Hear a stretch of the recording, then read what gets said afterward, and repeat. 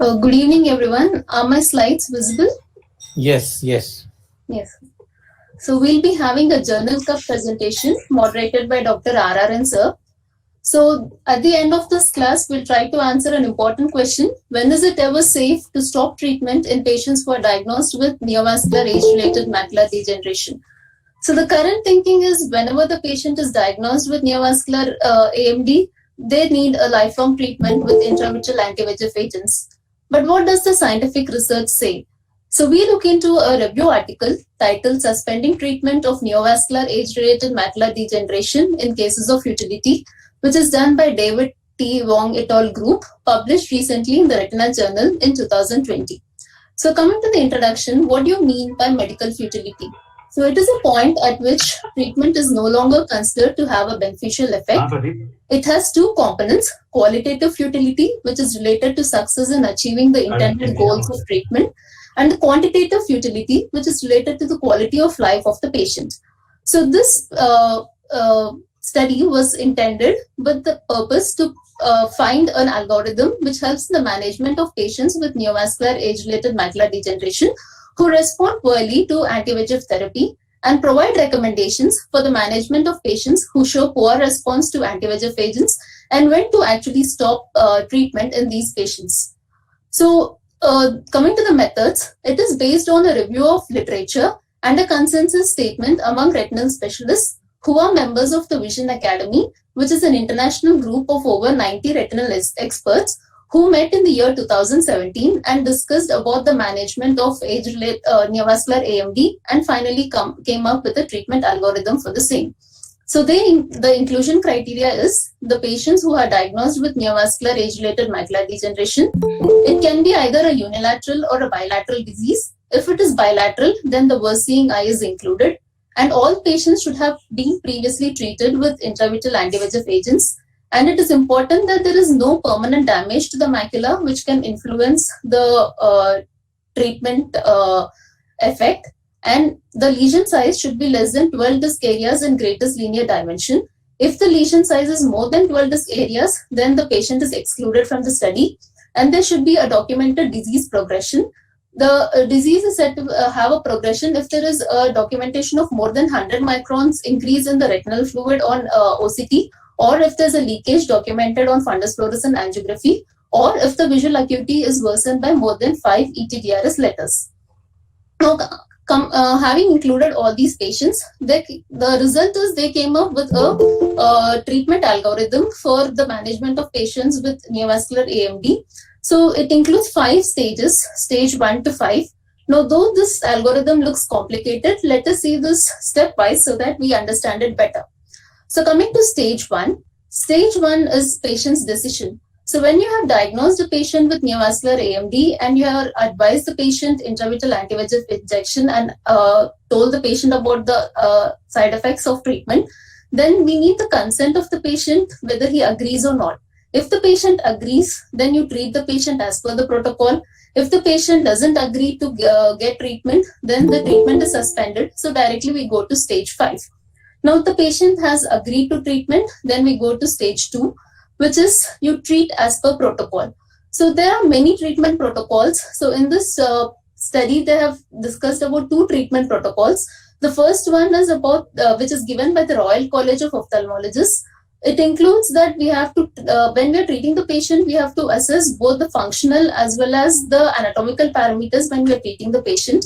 And according to this protocol, the treatment with intravitreal anti-VEGF agent is suspended if there is a functional decrease of visual acuity to less than 15 ETDRS letters on 2 consecutive visits, or the best-corrected visual acuity is decreased by more than or equal to 30 ETDRS letters compared with the baseline, or compared to the best-corrected visual acuity since baseline, or anatomically if there's a deterioration in the lesion morphology. Another protocol is that which is given by Amako et al., which also includes both the functional as well as the anatomical parameters. So here they had divided the patients as good response, poor response, and non-response. Poor response are those patients who show a change in visual acuity of only 0 to 4 ETDRS letters from baseline after the primary phase. And anatomically, if there is minimal or no change in the central retinal thickness, subfoveal retinal fluid, intraretinal fluid, and the intraretinal cyst from baseline. And non-response is defined when there is loss of more than 5 letters from baseline first month after the third initial loading dose, or if there's a deterioration in the lesion morphology from baseline, and or if there's a subsequent deterioration during the maintenance phase when you consider the patient as to be a secondary failure. So whenever there's a poor response or a non-response, then it is important that you investigate the cause of it and manage it accordingly. So the recommendation by the Vision Academy committee is that whenever you're treating the patient, it is important to assess both the functional changes as well as the morphological changes. And they recommend to continue treatment if there's improvement in either lesion morphology or functional response, and if the patient doesn't show any treatment, any response based on the visual outcome and the anatomical outcome, then we go on to the stage 3. So coming to stage 3, it says that you adjust the treatment protocol. So when you have diagnosed the patient correctly and you're treating them as per the protocol, but still the patient doesn't respond properly, then you have to think whether you're giving a maximum treatment therapy to the patient or not. So the most common cause of poor visual outcome is usually because of undertreatment and the patient is receiving less number of injections. So here we can see from this table, which compares the real world scenario and the clinical trials. We see that in the real world scenario, the mean change in the visual acuity from baseline is comparatively less. In the real world scenario, it is only around 2.9 plus or minus 3.2 ETDRS letters compared to 7 to 11 ETDRS letters in the Marina and the Anchor trial, and 6 to 8 ETDRS letters in the CAT and the Harbour trial. And similarly, in the real world scenario, we see that they receive a fewer number of injections, around 5 to 6, whereas in clinical trials where there are strict protocols, they receive more than 6 intravitreal anti-VEGF injections. So what is the cause of this suboptimal response? So it could be either because of clinical limiting factors or non-clinical limiting factors. So clinical limiting factors can include either ocular or systemic comorbid conditions of the patient, which as a result of which we are not able to inject the patient with intravitreal anti-VEGF injection, or the patient may show some immunogenic response, which because of which there's an incomplete effect or resistance to intravitreal anti-VEGF agent, or it may be because of the genetic profile of the patient only, such that the patient may need more number of injections in order to get a good response. Non-clinical factors include either because of poor access to the hospital or delay in the appointment, or most common causes because of lack of patient complaints. So the recommendation by the Vision Academy committee is that it is important to ensure that the patient receives maximal therapy, and if there's a poor response despite maximal therapy, then we proceed to stage 4. So coming to stage 4, it says you have to investigate what is the cause of the inadequate response. So there are 4 main causes, which includes misdiagnosis or because of treatment-related complications. When we're sure that the patient is diagnosed correctly and the confounding factors have been removed, then the next thing to be done is you switch to an alternate anti-VEGF therapy, or you can implement a treatment pause. So let's see each one by one. So the most common cause of inadequate response may be because of misdiagnosis. So the most common misdiagnosis is PCV, which is seen in around 22 to 60% of patients in Asian population and 8 to 13% of patients in Caucasian population. The other misdiagnosis could be either because of a retinal angiomatous proliferation, a central serous chorioretinopathy, or a branch retinal vein occlusion. So the recommendation by the committee is that you reassess the condition and then treat accordingly. So we have to do multimodal imaging, which includes fundus fluorescent angiography, indocyanine green angiography, and OCT, and ensure that the patient has the correct diagnosis. Now, when you have diagnosed the patient correctly, but still if there's a poor response, then there may be some treatment-related complications. The most common treatment-related complication is elevation of intraocular pressure, which is seen in 3.5 to 12% of the patients. Other rare complications include retinal detachment, which is seen in 0 to 0.67%. And one other common complication is an RP tear, which is seen in 0 to 5% of the patients. And most commonly it is seen in those patients who have a large pigment epithelial detachment. Other common complication is a subretinal hemorrhage. So the recommendations by the Vision Academy committee is that whenever we are seeing these complications, it depends on the treating physician whether they want to temporarily suspend treatment with intravitreal anti-VEGF agent or they want to proceed further. Like suppose we see a patient with a large pigment epithelial detachment, then maybe we can follow up the patient closely, like in 1 to 2 weeks, and then decide whether the patient needs injection with an anti-VEGF agent. If there's a subfoveal hemorrhage, if it is less severe, then we can continue treatment. If it is extensive, then we can decide on whether treating the patient with a tissue plasminogen activator, pneumatic displacement, or vitrectomy based on the extent and the duration of the subfoveal hemorrhage. So once we ensure that the patient has been correctly diagnosed and all the confounding factors have been looked into, but still the patient is not showing an adequate response, then we can think of an alternative anti-VEGF agent. So if the patient is not responding properly to Avastin like that, then we can switch to other agents like ranibizumab or aflibercept, or a combination treatment with photodynamic therapy can be considered. So the recommendation by the committee is that we switch to an alternative anti-VEGF agent in those patients who show poor response, and we are sure that the diagnosis is confirmed and all the confounding factors have been managed. And a combination therapy can be considered whenever alternative anti-VEGF monotherapy is unavailable. In spite of changing the anti-VEGF therapy also, if the patient doesn't show a proper response, then we can implement a treatment pause. So a treatment pause is when the treatment is temporarily suspended for a predetermined period of time. So the recommendation is if there's poor response or a no response to previous treatment, so the protocol is we give a 1 month treatment pause followed by monthly monitoring of the patients for up to 6 months. Now, if during this treatment pause, if the patient shows any deterioration, then it indicates that we have to reinitiate the treatment with anti-VEGF therapy. So now, so the last stage is stage 5. Now, when we have ensured that the patient has been properly diagnosed and treated as per protocol, and we have managed all the confounding factors, but still there's poor response, then we consider that the patient to be a non-responder and the anti-VEGF treatment is suspended. Now, further treatment and further follow-up of the patient is based on the judgment by the treating physician. So to conclude this study, it gives recommendations for those patients who respond poorly to anti-VEGF therapy, and it gives us a treatment futility algorithm, and it tells us what might be the causes of poor response to anti-VEGF treatment, which includes most commonly because of insufficient administration of injections or a misdiagnosis, or it could be because of injection or drug-induced complications. And where appropriate, you have to adjust the treatment protocol. And if there's poor response, you switch to an alternative anti-VEGF agent and then implement a treatment pause where appropriate. Thank you. Thanks, Dr. Rekha. It was a good article, and basically this is how in clinical practice we do routinely, but this is something in a very in a very stepwise manner. The group Vision Academy group has presented this.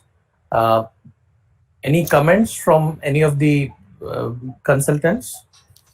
Yeah, Rajiv, may I make a comment? Please, ma'am. Yeah,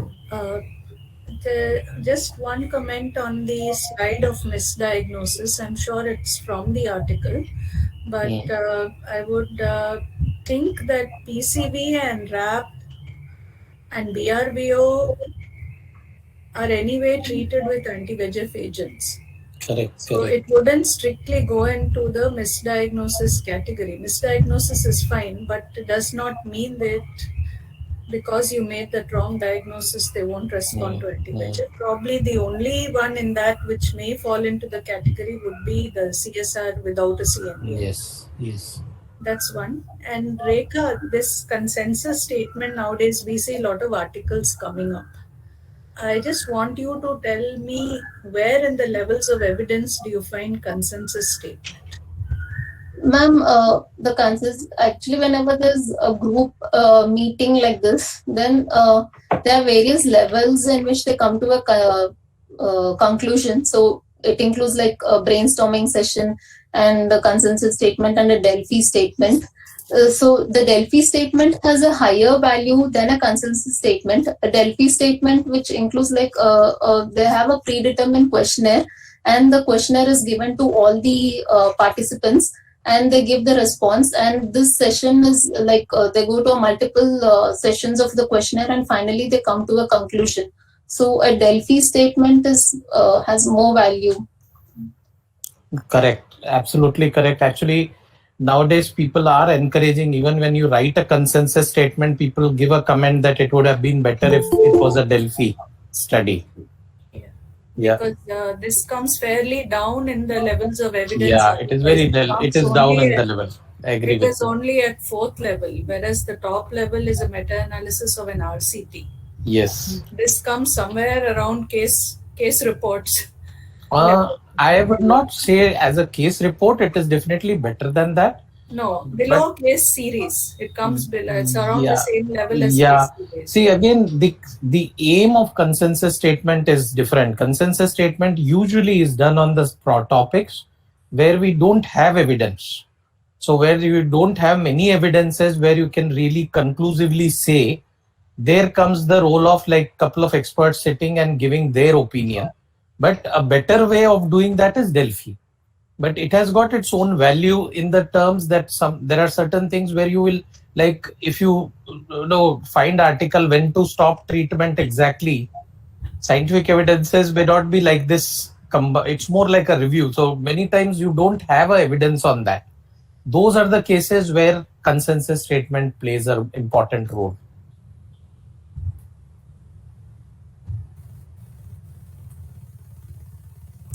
Rekha? Yes, ma'am. Yeah, very well presented, Rekha. Yes, thank you. I did not understand it so well. So I just want to clarify. In the first slide, you said that the first thing is that the patient gives consent. So Yes. is that consent is to suspend the treatment or to initiate the treatment? To initiate the treatment. So basically, they are telling they get futile. Patient does not give, that if there the itself patient it does is not gone. give consent, yeah. So he Yes, says directly patient does not give before. patient does not give consent, treatment is suspended, but treatment is not even initiated. Correct. Absolutely correct. So they say that this is there itself, it is treatment futility is done. No, I think basically this study is just telling you the patient flow from the time you diagnose till you treat. I don't think it has anything to do with the people I think it's just saying that it's the patient flow. Assume that everything you have done is correct. That's all. Nothing more than that. I think one of the message which I felt was important, whenever you are saying that treatment is futile or it is not working, usually you say when the vision is not improving or OCT is not changing and vision is stable. It's important to, whenever you are stopping, at least 2-3 months wait, because it should not happen you stop and vision drops. Many times in AMD you treat just to maintain that vision. You know it will not improve further, but the moment you stop, it will further drop. I think that is one point. It's you have to make sure that have follow-ups before you say that okay, now no further treatment. At least on 3-4 visits, I would say. Actually, this consensus, whatever statement they have given, the other corollary of this consensus statement is that if patient is showing improvement, then you continue treating him infinitely. That is, you obviously you don't stop the treatment. If patient is improving, yes, patient is showing response, then you continue treatment. If patient is not showing response, then you have the algorithm when to stop. Patient is showing response, you continue treatment. Is it like that? It appears to be like that. Yeah. It appears like that only, ma'am. So when to stop treatment, they should also give for patients who are responding to treatment. Yeah. I think that would be more important than stopping treatment for futile patients. So anyway, you will stop if the patient shows no response for 2-3 times. You will stop. But when to stop if the patient is showing good response? Yeah. So in that regard, there are actually 1 or 2 studies which I read, and they gave some arguments for stopping the treatment for patients who are showing response. So according to one study, they say that the maximum recurrence occurs after 12 weeks. So you continue the treatment, continue in your treat and extend fashion till you reach about 12-week interval between the two injections. Then you Okay. give 2 injections at 12-week intervals. And after the second injection, again you wait for 12 weeks. If the patient is stable, then you stop further treatment but continue monitoring. Hmm. Okay. So that was one, I remember this from one of the studies. So that makes sense because otherwise you Yes, can't be correct, infinite correct. giving injection for years and years together. Yeah. Any other comments from anybody? No, I just wanted a small comment. And practically speaking, when you're treating somebody who's 660, and you know that it's a big scotoma in the center, would you treat an extension? Suppose that whole lesion has an extension in one edge, and patient doesn't really complain of any vision loss, but you know that there is an extension, there is a hemorrhage at one edge, and on OCT you see a minimal fluid there with a little elevation or shrem maybe. Would you treat it, or you say it's okay, he's got a 650 vision, big scotoma, will you treat it, or will you just observe it? So unless patient in that case will not even complain because he already doesn't have a good vision in the center. And even if you give him a chart, like a home abscess chart to monitor his vision, he's not going to make a very intelligent guess that he has lost some side vision. So I find sometimes it's very difficult to depend on the clinician's